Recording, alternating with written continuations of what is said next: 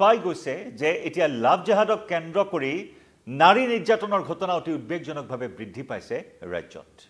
ই আজিৰ কথা নহয়, এই ঘটনা ধাৰাবাহিক ৰূপত বৃদ্ধি পাইছে। চৰকাৰ যিমানেই কঠোৰ হৈছে লাভ জেহাদৰ বিৰুদ্ধে বা বাল্য বিবাহৰ বিৰুদ্ধে, চৰকাৰৰ কঠোৰ নীতিকো যেন কেৰেপ নকৰা একাংশ দুৰ্বৃত্ত, একাংশ লম্পট আৰু একাংশ লম্পটৰ অতপালি এই মুহূৰ্তত বৃদ্ধি পাইছে। আৰু এইবাৰ এনেকুৱা এটা ঘটনাই আকৌ এবাৰ সংবাদ শিৰোনাম দখল কৰিছে। লাভ জেহাদৰ বলি হৈছে এগৰাকী বোৱাৰী। নমস্কাৰ প্ৰিয় দৰ্শক, মই জয়ন্ত মাধৱ গোস্বামী আপোনাক স্বাগতম জনাইছোঁ নিউজ 18 অসম নৰ্থ ইষ্টৰ ডিজিটেল লাইভলৈ।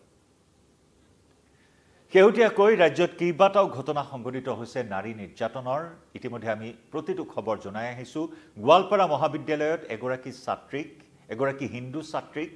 এটা বিশেষ সম্প্ৰদায়ৰ যুৱকে, একেখন মহাবিদ্যালয়ৰ এজন যুৱকে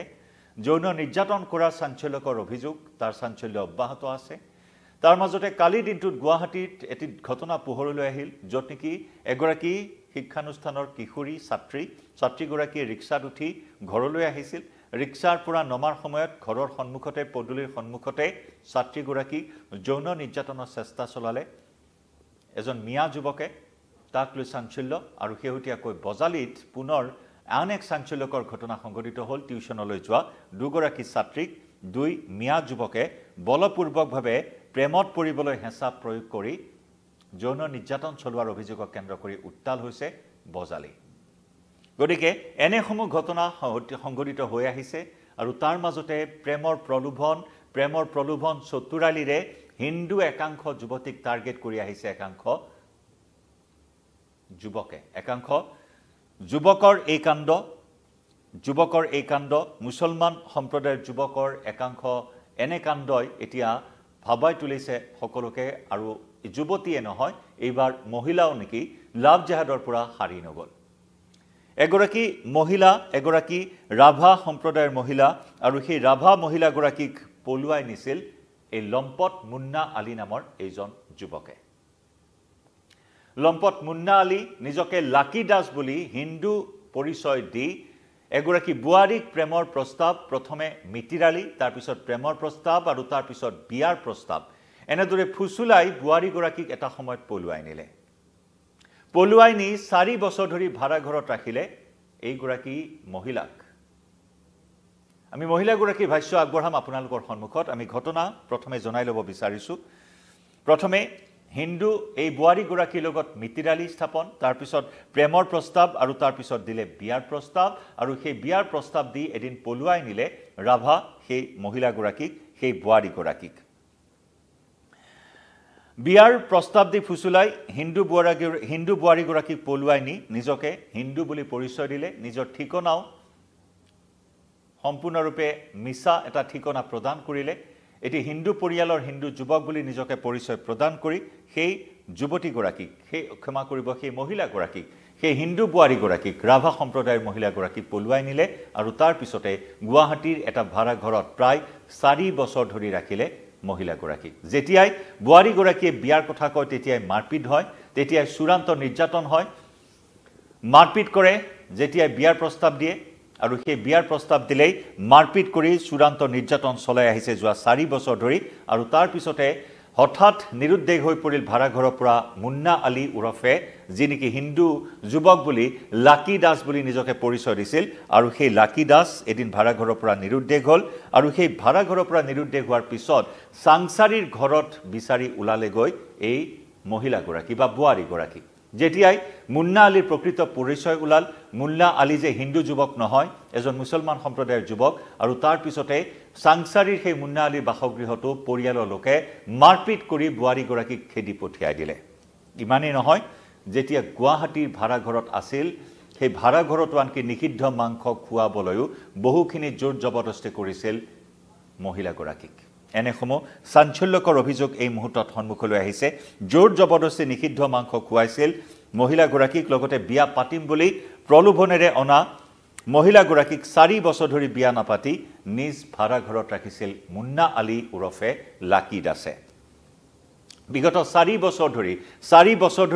শাৰীৰিক, মানসিক আৰু এনে চূড়ান্ত নিৰ্যাতনৰ বলি হ'ল এই মহিলাগৰাকী। বিয়া পতাৰ কথা ক'লে বিভিন্ন ধৰণেৰে মাৰপিট কৰে মহিলাগৰাকীক নিজৰ ঘৰৰ ঠিকনাও মহিলাগৰাকীক ভুলকৈ দিছিল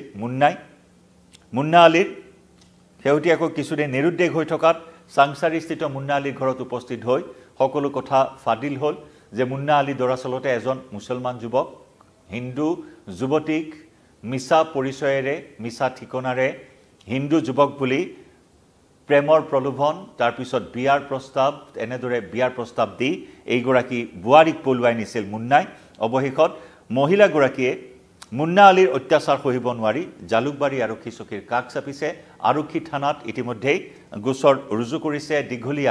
দীঘলীয়া এজাহাৰ এখন দাখিল কৰিছে তাত কেনেদৰে নিৰ্যাতন চলোৱা হৈছে কেনেদৰে লাভ জেহাদৰ বলি হৈছে সেই হিন্দু বুৱাৰীগৰাকী সকলোখিনি কথা জালুকবাৰী আৰক্ষীক অৱগত কৰিছে কিন্তু আৰক্ষীয়ে এই মুহূৰ্তলৈকে মুন্না আলীৰ কোনো সন্ধান লাভ কৰিবলৈ সক্ষম হোৱা নাই এয়া হৈছে ভদ্ৰতাৰ মুখা পিন্ধা মুন্না আলী যি নেকি লাভ জেহাদৰ বলি কৰি পলুৱাই নিলে এগৰাকী হিন্দু বুৱাৰীগৰাকীৰ মুখেৰে শুনক কেনেদৰে আজি তেওঁ 4 বছৰ ধৰি লাভ জেহাদৰ বলি হৈ নিৰ্যাতন সহিবলগীয়া হ'ল এইজন ভণ্ড মুন্না আলীৰ ভাষ্য আগবঢ়াইছো মোক কি বুলি কৈ কেনে আনিছে মানে তেওঁ কৈছে কি মই তোমাক ভাল পাওঁ আৰু মই তোমাক লগতে মানে থাকিম এনেকৈ কৈ কেনে মোক মানে জবৰদস্তি মোৰ এখন সংসাৰ আছিল মোৰ ল'ৰা ছোৱালী দুজন আছিল মই সেনেকৈ ল'ৰা ছোৱালীৰ লগত মই খাই আছিলো আপুনি আগত বিয়া হৈছিল আমাৰ আগত বিয়া হৈছিল ক'ত বিয়া হৈছিল মোৰ বকো এই চকুনিয়াত বিয়া হৈছিল আৰু এই যে ল'ৰাটো যে ঠিকাদাৰজন যে তেওঁ কি বুলি কৈছিল তেওঁ মানে মোক কি বুলি কৈছিল নামটো কি কৈছিল তেওঁ নামটো লাকি বুলি কৈছিল মোৰ আগত লাকি দাস বুলি কৈছিল লাকি দাস হিন্দু বুলি কৈছিল মোক তুমি যেতে হিন্দু ছোৱালী মই হিন্দু ছোৱালী মই যে হিন্দু ছোৱালী তেওঁ মোক হিন্দু বুলি কৈ কেনে মানে মোক আনিছিল ঔষধ কৰি আনিলে না মোক কিবা যাদু কৰিয়ে আনিলে মানে মোক এনেকুৱা মানে প্ৰতাৰণা কৰিলে মানে প্ৰেমৰ মানে এইবিলাক মানে হেৰি কৰি কেনে মোক এনেকৈ লৈ আহিলে আনকি মোৰ ছোৱালীজনীক পৰ্যন্ত ল'ৰাটোক পৰ্যন্ত সি লৈ আহিছে আৰু মোক সেনেকৈ কৈছে যে তুমি যেনেকৈ হওক তোমাক মই ৰাখিম কোনোদিনো তোমাক মই বিপদত নেপেলাং মোক এইবিলাক এনেকৈ কৈ মোক আনি কেনে আজি 4 বছৰ তোমাক ঘৰত ৰাখিলে এওঁ ক'লে যে মই সদায় কওঁ তেওঁক যে তুমি মোক বিয়া পাতা আৰু মোক তুমি কোৰ্ট মেৰেজ কৰা বিয়া পাতা বা মোক তোমালোকৰ নিয়মত নিকাহটো কৰা মই সেনেকৈ কৈ আছো কিন্তু তেওঁ মোক কি কৈ থাকে যে মোৰ আজি পইচা হোৱা নাই কালি পইচা হোৱা নাই ৰবা মই কৰিম আৰু মোৰ ঘৰ মানে বনাই আছো আজি দৰ্জা খিৰিকী লগাব আছে মই তোমাক লৈ যাম 4 বছৰ পিছত বিয়াও পাতা বুলি কোৱা মোক প্ৰথমতে কৈছে বিয়া পাতা নাই ভনীয়েকক আনকি সি ভণ্টি বনাই দিছে আৰু ল'ৰা ছোৱালী সি ভাগিন বনাই দিছে মোক কি বুলি আৰু সেয়া আপোনালোকে শুনিলে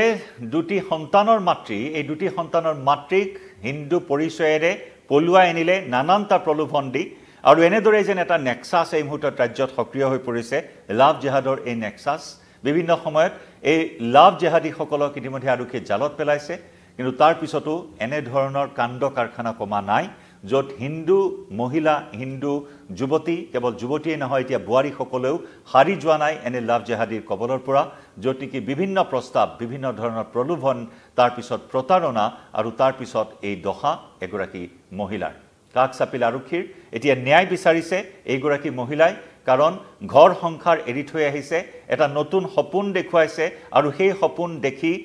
এইজন মুন্না আলীৰ পিছত দৌৰিলে আৰু তাৰ পিছতে দেখিলে যে মুন্না আলীৰ কৰ্মকাণ্ড মুন্না আলীয়ে বিয়াৰ প্ৰস্তাৱ দিলেই মাৰপিট কৰে যে মুন্না আলীয়ে এই বুৱাৰীগৰাকী ঘৰ সংসাৰ ভাঙি পলুৱাই নিছিল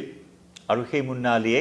যেতিয়া মহিলাগৰাকী বিয়া পতাৰ কথা কয় তেতিয়াই মাৰপিট কৰে আৰু তাৰ পিছত এই 4 বছৰ ধৰি নিৰ্যাতন সহিব নোৱাৰি অৱশেষত আৰক্ষীৰ কাষ চাপিল ভুক্তভোগী বুৱাৰীগৰাকী ভুক্তভোগী মহিলাগৰাকী এতিয়া লক্ষণীয় হ'ব এই মহিলাগৰাকীক আৰক্ষীয়ে কেনেদৰে ন্যায় প্ৰদান কৰে কাৰণ চৰকাৰে ইতিমধ্যে কঠোৰ আইন প্ৰণয়ন কৰিছে বা কৰাৰ কথা কৈছে